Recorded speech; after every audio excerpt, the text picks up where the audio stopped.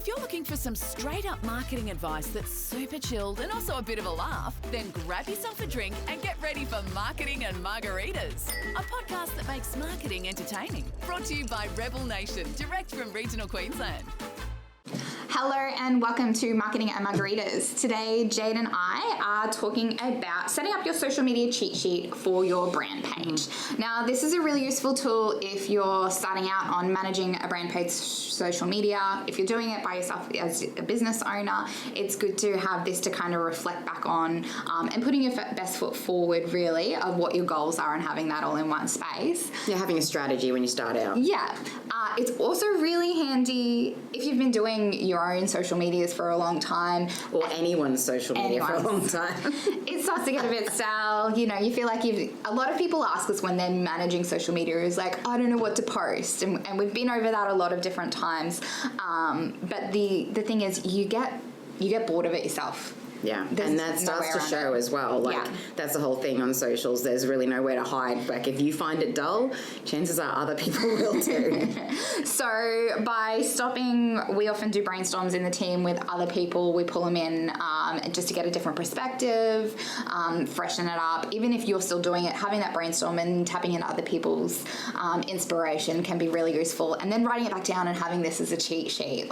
And that's why we make it a cheat sheet as well, because it's like, and rather than this big bulky strategy document and stuff, it's like just this real quick little like reference guide that you can easily skim through and go, yep, cool, I've got my tone of voice, I've got what I'm trying to do. Like, it gets you into the zone faster, I think, as well, which again is optimizing your time, because it's making you get from sitting at a blank page to being like, okay, cool, I'm doing this for a purpose. I'm trying to achieve this. And I think whenever we do something that's outcome driven, okay, maybe not everyone is like this, but I think for a lot of us, if there's like a proper outcome you're trying to achieve, then you'll show up better. Yeah. Like, you'll try and do a better job, sort of thing, rather than just being like, okay, cool, that's scheduled, done, tick that box. Oh, but because we're so time poor, we're just trying to get through it. Yes, we're doing all the things, we've booked in our time, we're scheduling weeks in advance, we're doing all that.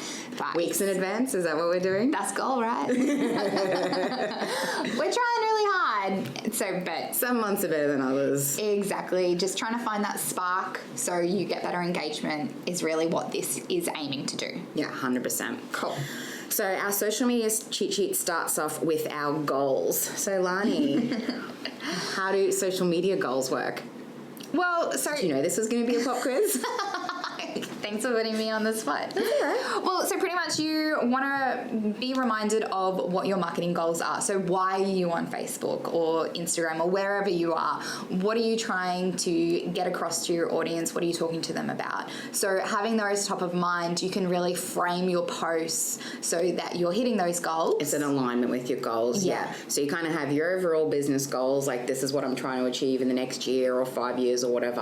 I want more products sold. I want to make more money. Yeah, we want to expand to this location. Yeah. We're going to break into this new audience or whatever. Your marketing goals should then support your business goals, and your social media goals support your marketing goals. Exactly. So it's like, when you think about why you're on Facebook, it should then kind of going up the chain align to that bigger overall vision for the business, not just because I should be. Yeah, I should be posting. Here's a quick photo. Yeah, exactly. Doesn't relate to anything.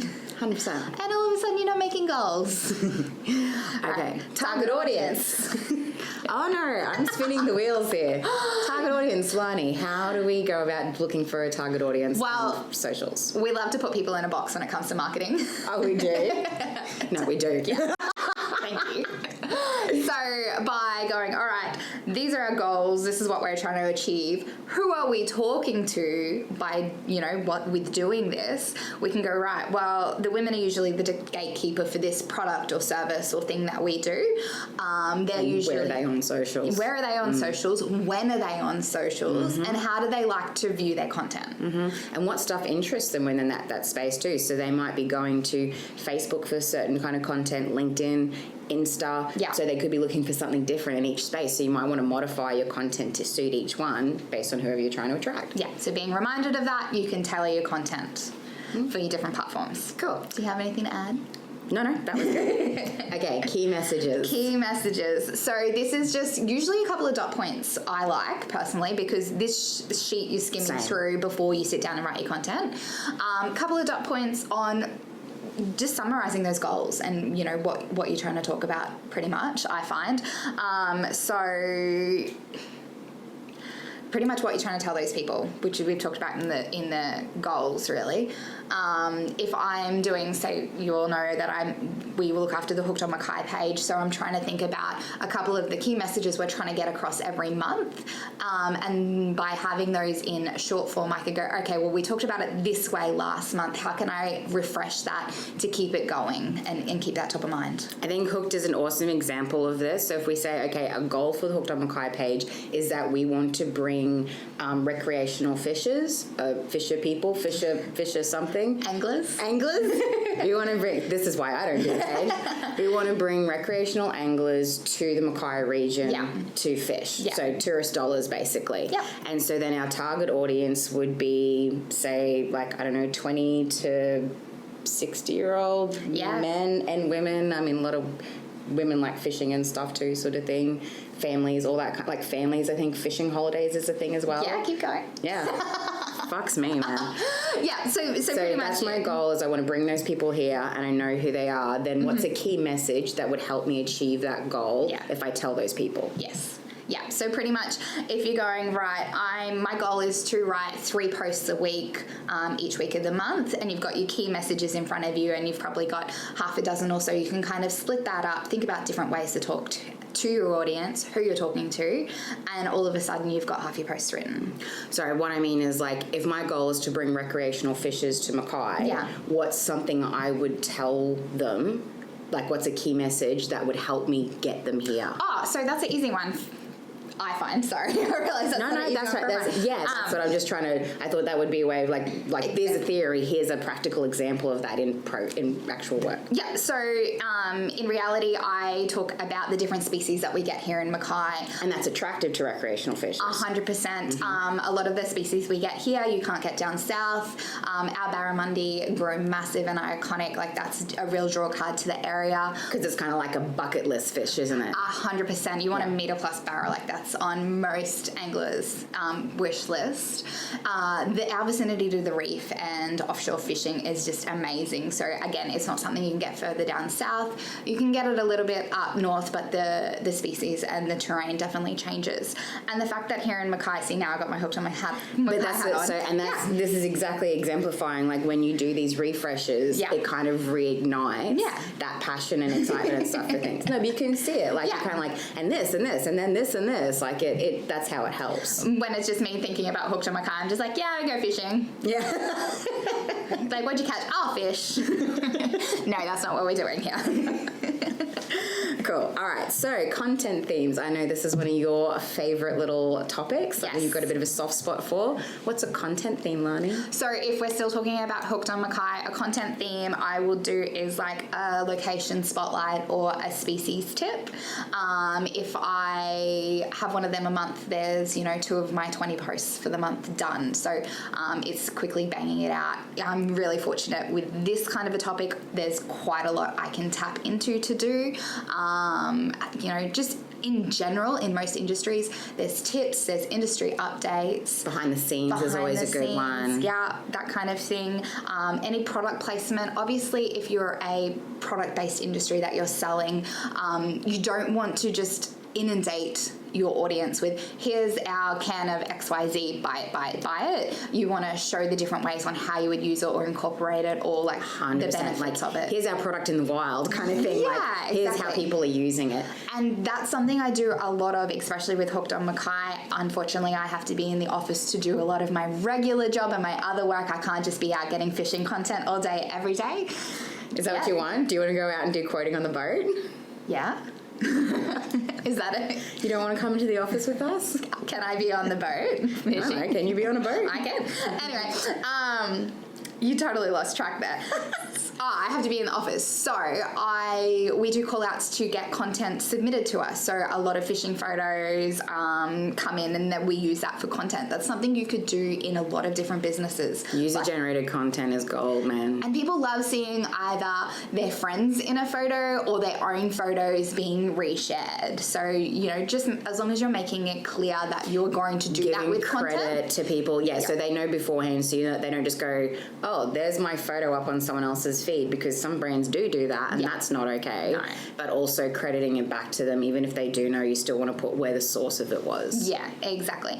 And I find quite often with those posts, you don't have to write a long story or something to go with it. You can just be like, oh my God, another winner today, like that kind of thing, and just make it short and sweet and snappy. Yeah, and then it really focuses on their content sort of thing as 100%. well. 100%. One of our really early podcast episodes was around content themes, so if you haven't heard it, go back and listen to it, have a laugh, make sure you get a cocktail for that one. Oh, I definitely need a cocktail for that one. It was a bit raw, but we've come a long way, so there is more on that one. It was episode 1. Oh, was it? Yes, right. according to your notes. Oh, okay. There you go. Okay, so next up we've got brand voice. Yep. So Lani, tell us, what is a brand voice? A brand voice, so if you were to look at the Hooked on Mackay page versus the Rebel Nation page, we've got very different tones. We've got very different audiences, so that's reflected in how we talk to people. And again, social media is social. We are talking with people and engaging with them. So making sure we bring across our values, our tone, and how we would speak with a client in the office or, you know, in the field into that social media area is what we'd like to continue. 100%. And it's really about that consistency, because being consistent, your look, your feel, your tone across all of your different platforms, and example in the office and stuff as well, that all equals professionalism. Like when you're consistent, people see it as being professional. And it's not just on social media that you want to continue that brand voice. It's your website. It's if you're putting videos out, if you're doing EDMs, you really want to continue talking in that same language. So having that a part of this cheat sheet, but as part of your marketing strategy is really important. Yes, that's exactly correct. It's, while like your goals for socials, your audience for socials, etc., will just be specific to that, even though they align with your broader strategy, it is that brand voice is one of those things where it just translates across all of them. It's not specific to socials. You shouldn't sound one way here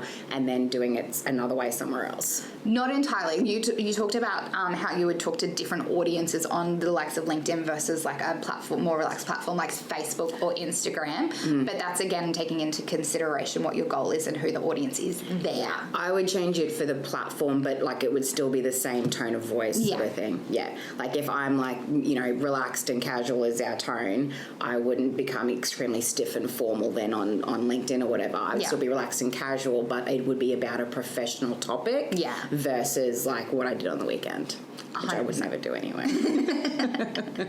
Next minute on Rebel's page, because I changed it on the weekend.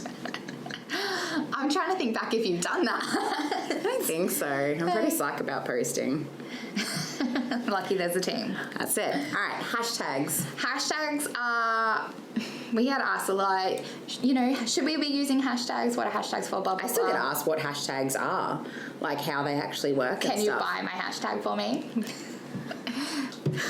You cannot do that.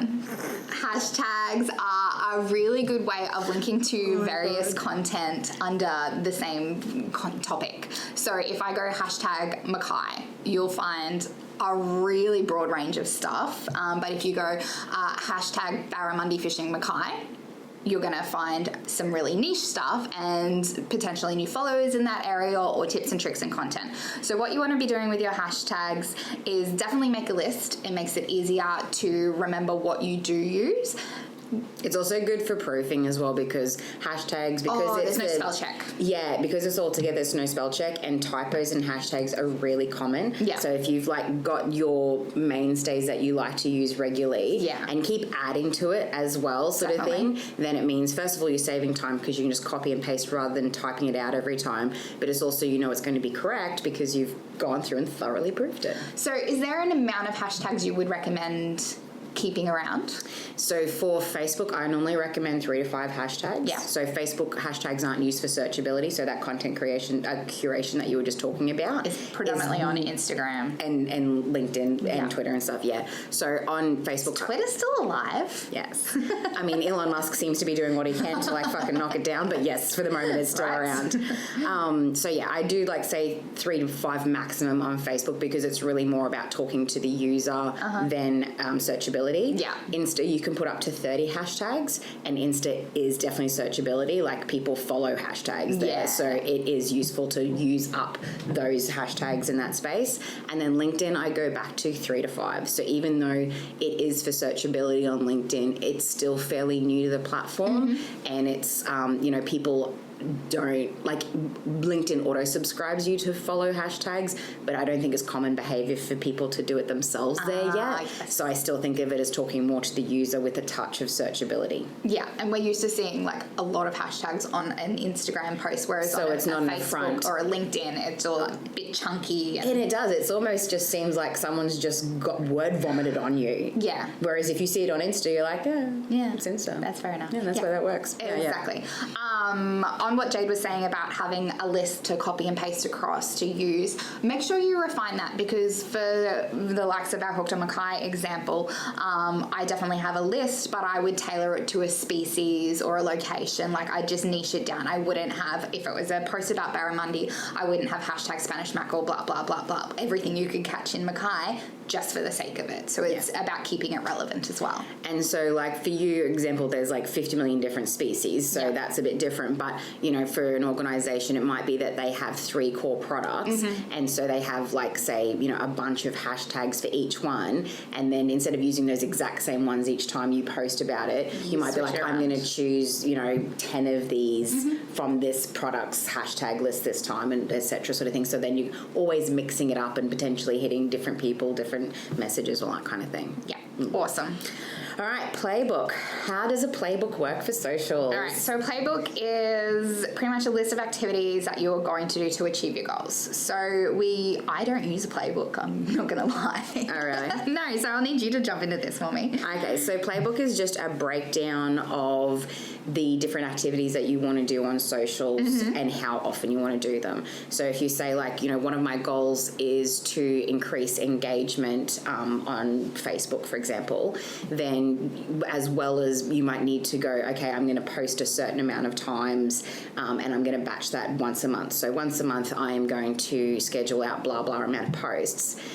And, I'm going to make them engaging, that kind of stuff. But then it's also like, well, if you're trying to make things engaging, then it means that you need to be checking those posts as well to see what comments and stuff are coming up. Yes. So you might have then a daily task, which is to check in on your page and see what comments are there so that you can respond, etc. In a timely manner. Yeah, exactly. Or it could be like, okay, I want to broaden my reach on socials.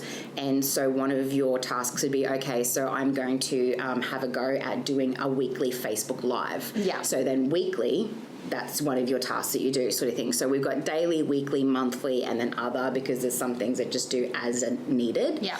But that's basically when you look at your goals, what are the actions that you're going to do every day, every week, every month to achieve those goals? Because it's not just about posting. No. There's a lot more to it. Yeah. No, that's fantastic. So definitely when we're talking about social media, you do want to be re-engaging with your audience, replying to those comments like you said. And something that I've been making more of an effort on different platforms too is going through my actual timeline feed and engaging with other people's posts. Perfect. That's really valuable for That's a good brand for page. reach. That's great for engagement. So that would hit, if they were your goals, that activity would tick off on 2 different goals, sort of thing. So that's what I mean. It's not just about posting. It could be that, monthly I'm going to have a look at my analytics and then I'm going to use that information to then create my content calendar for next month, sort of thing. So yeah, that's all it's just a schedule of what you're going to do. I just call it playbook because I think it sounds more fun. It's all about that marketing, baby. Oh yeah, gotta put a spin on this shit. All right, so that's our... Lastly, Oh, okay. is best practice. So this is something that I put into social media cheat sheets. I started doing it with the team because this is actually just something that I created off the top of my head one time during a meeting, and it worked out really well. So the best practice is to actually go back through, say, the last 3 months or so of your posts and see which ones like fucking kicked it out of the park, screenshot those and paste them into your social media cheat sheet. So whenever you're, when you're sitting down to schedule out your content, you go, okay, these are my goals, these are my messages, this is who I'm talking to, I've got my hashtags ready to copy and paste across. Like, you've got all of this like stuff you can quickly reference through, but then you can also have a look at his, 3 to 5 examples or whatever works for you of posts that worked really well, so you can keep replicating things that work well. If that's what your audience likes, give them more of it. And capturing that different type of content. So if you put in videos or stories or, those different things, having a screenshot of what's done well and the different content uses is because you think you're going to remember, but you don't. You know what I mean? Like, I'll proof socials for the, like our team sometimes, and I'll be like, hey, like half of these posts don't have emoticons or hashtags or whatever, and they'll just be like, oh shit, like I wasn't thinking. You know what I mean? And it's like, oh, to go through and add all those in, sort of thing. Like when you've got a lot on your plate, remembering every single little thing becomes slightly challenging. So the whole purpose of the cheat sheet is to make it easier. Is just to make it that it's like it still work. But I guess it also hopefully like makes it a little bit more fun. And again, because you know that you're doing it for a particular goal, like you're trying to achieve a particular purpose, then it's sort of like when you're doing it, you actually know that you're doing something that's of value. Yeah. And I always think that makes you just, show up a bit better. Absolutely. Having it in front of you just kind of cuts through that little bit of brain power and gives you a little bit more for the actual content creation. Yeah, pretty much. We're all about that optimization. That's actually a really good way of putting it. All right, cool beans. So, wrap up tip. We do have our cheat sheet available. Yes. So, obviously, we've given you all the headings from this, but we also will have this available for download with our... It's a social media strategy template, but it's basically a content calendar fundamentally as well. So we'll have those available for download on this show notes. In this episode. So if you are listening anywhere else other than our website, head over there and you can find it. Yeah, cool. Fantastic. Thanks for joining us. Cheers. Thanks for listening to this episode of Marketing and Margaritas. Find more free marketing tips, tricks and laughs at rebelnation.com.au.